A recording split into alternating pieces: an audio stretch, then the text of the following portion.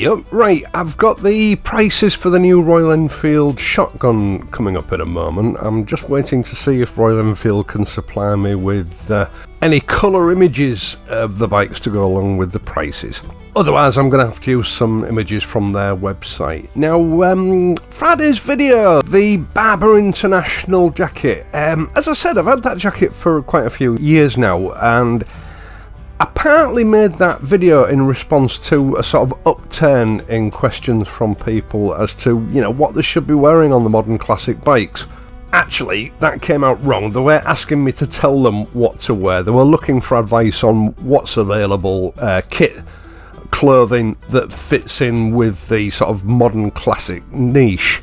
I'm not exactly being inundated with messages about it, but there's been an upturn in interest.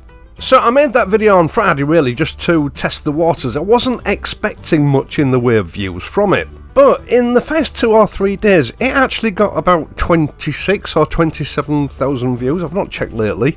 When, to be honest, I thought it would be lucky to sort of exceed 10,000 views in the first week. There is potentially a lot more where that came from. I've got some Lurk boots, which you've just seen, waiting to be reviewed. I've had them for a couple of months now. I've got some appropriate boots from the likes of Joseph Cheney, and other gear that I think generally is suitable for the modern classic rider. After all, modern classic motorcycles have a very era-specific look to them. And understandably, some riders want to sort of dress the part, if you know what I mean. They don't want to dress up like a Power Ranger. So I thought it might be a good idea to publish a series of all the gear that I can think of that would be era correct. Not necessarily motorcycle specific apparel, but, you know, gear that fits in with the bike and is suitable.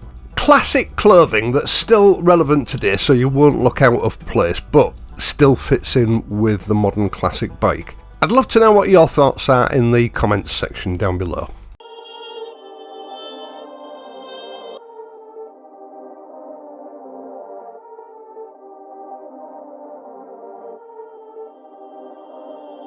Perfect.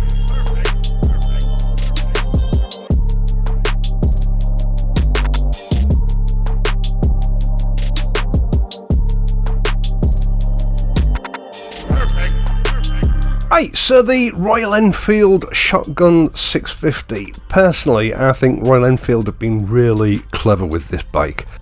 Royal Enfield launched this bike in Goa in India at the back end of last year with a limited special edition version. Now, a lot of people expressed that they didn't like this limited edition, but it is a limited edition. And to be quite honest, your chances of getting a hold of one in that colour are negligible, unless you were at the actual launch. Royal Enfield have now officially launched this bike to the Western world, starting off in the United States with what I hope will be more palatable colours for most of you. Now, the fact that the launch in the States has taken place before the UK and European launch, I think is a big indicator that Royal Enfield are pitching this bike mainly to the States. That clearly must be where they see the major market for it.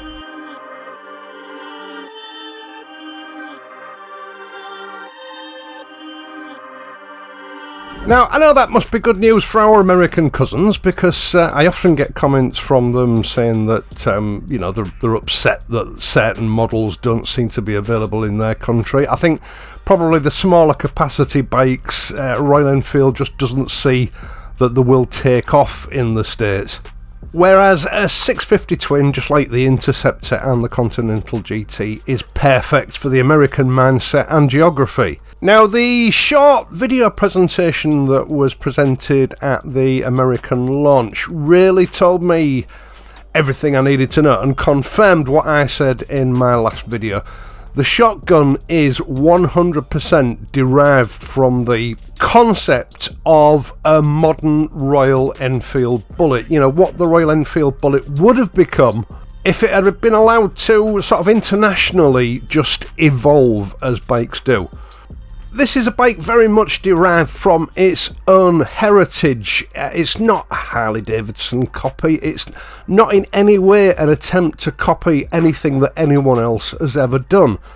It's a standalone motorcycle model that draws solely on Royal Enfield's own heritage.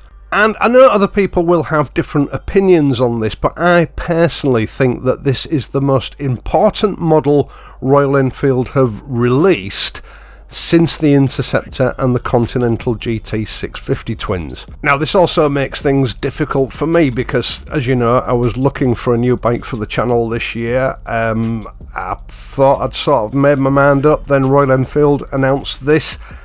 This is probably more up my street than any other bike available on the market at the moment that I don't have.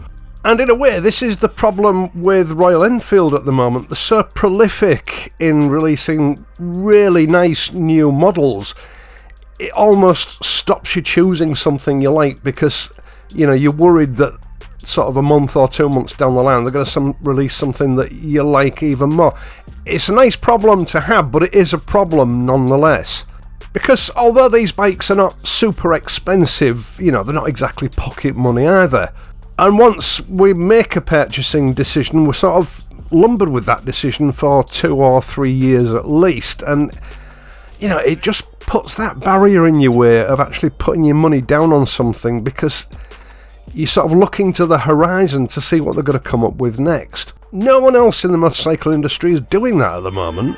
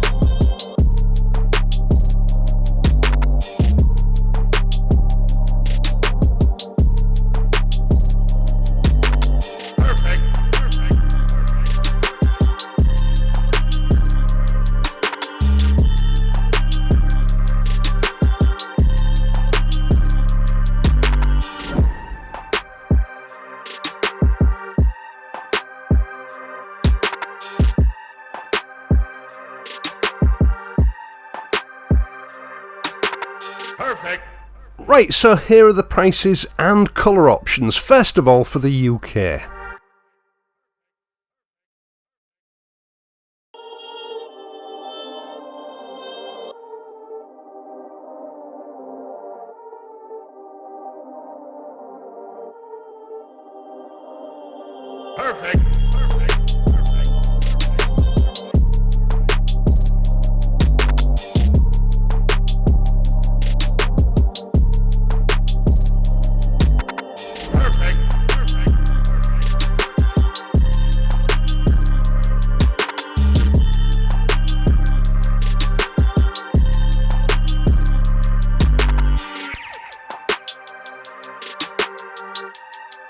Now, I personally don't have the US prices, but next we've got the Indian prices, which I'll allow it to run through quickly. I'm sure the viewers in India already have these.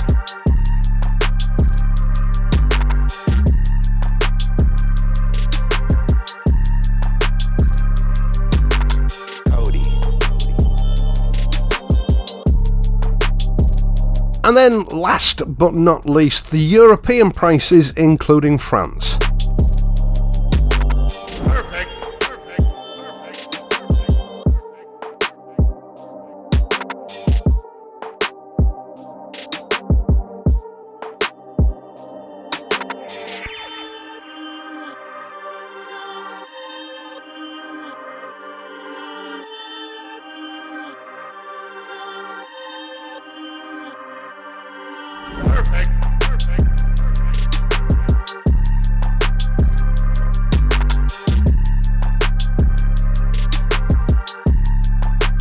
Now, I've got to admit, I don't really understand the Indian currency. It looks like monopoly money to me, but I would wager it's probably about half the price that us in the UK and Europe are paying.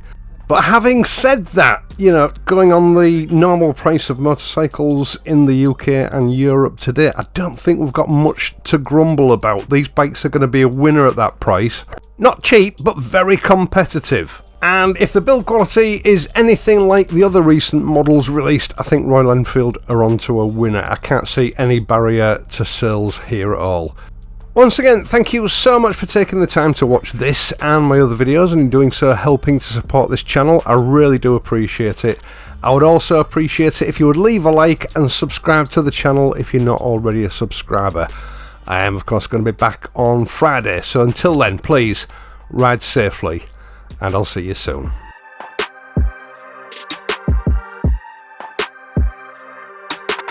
Perfect, perfect.